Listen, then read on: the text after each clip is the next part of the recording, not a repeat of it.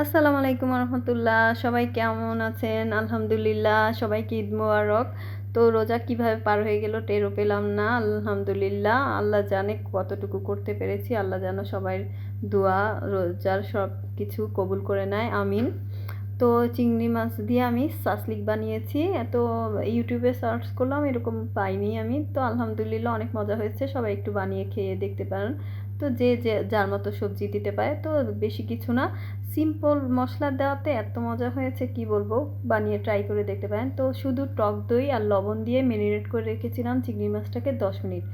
তারপরে হলো গোলমরিচ দিলাম। গোলমরিচটা দিয়ে পরে এইভাবে সাসলিক পিন্নের মধ্যে বা কাঠির মধ্যে এইভাবে ঢুকিয়ে নিব, যার যেরকম ইচ্ছা। তো আমি পেঁয়াজ, চেরি টমেটো আমার গাছের আলহামদুলিল্লাহ অনেকগুলোই হয়েছিল, তো এখনও কিছু আছে, এগুলা দিয়েই এইভাবে সাসলিক কাঠির মধ্যে গেঁথে নিব। পেঁয়াজ, চেরি টমেটো দুই ধরনের, লাল আর হলুদ। লালটা নিচে দিয়েছি, উপরে হলুদটা দিয়ে লক করে দিয়েছি। তো এটা ভালো করে সেট হয়নি, পরেরগুলো আবার সুন্দর করে সেট করেছি। তো এইভাবে করে গাঁথার পরে পরে এটাকে ইয়া করব, ডিমে কোট করে নর্মাল ইয়ার মতো বিস্কিট ক্রামের মধ্যে কোট করে তারপর ফ্রাই করে নিব। তো এই তো সবগুলো সব সাসলিক পিনের মধ্যে গাঁথা হয়ে গেছে। দেখতে অনেক সুন্দর লাগছিল, মনে হচ্ছে কাঁচাই খেয়ে ফেলি। তো ডিমে কোট করে নিব। আর সবাই সবার জন্য দোয়া করবেন। রোজা আল্লাহ জানে কার কীরকম কেটেছে। আমার আলহামদুলিল্লাহ যতটুকু আগের থেকে অনেক কষ্ট গেল এবার। তো এইভাবে ভেজে নিয়েছি আর হাত দিয়ে উল্টে নিচ্ছি, কাঠিটা তত গরম হয়নি।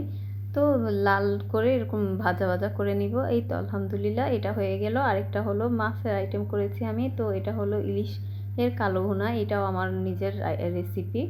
তো কেউ করে কি না এটাও বানিয়ে দেখতে পারেন, কেউ করে থাকলে জানাবেন প্লিজ। তো আগে পেঁয়াজটাকে একটু ভেজে নিয়েছি, মিডিয়াম ভাজা করে। তারপর মাছগুলো সব দিয়ে দিব, কাঁচা মাছ আর কাঁচামরিচ দিয়ে উপরে একটু লবণ পরিমাণ মতো দিব, স্বাদ পরিমাণ মতো দিয়ে। আর এটা মেইন ইনগ্রিডিয়েন্টস হলো আদা। তো আদাটা বাটা নিয়ে আমার কী যে অবস্থা রোজার মধ্যে বা ঈদের মধ্যে, রোজায় সব শেষ হয়ে গেছে, ঈদের মধ্যে আর খেয়াল করিনি। তো এইভাবে আদা কুচি করে গ্রেটারে গ্রেট করে নিলাম, তাড়াতাড়ি করে গ্রেট করে। এটা সামান্য পরিমাণে দিব ফ্লেভারের জন্য, কোনো রসুন ইউজ করব না, শুধু আদা। মেন হলো আদাটা। তো এভাবে দিয়ে দুইবার খালি উল্টে নিব।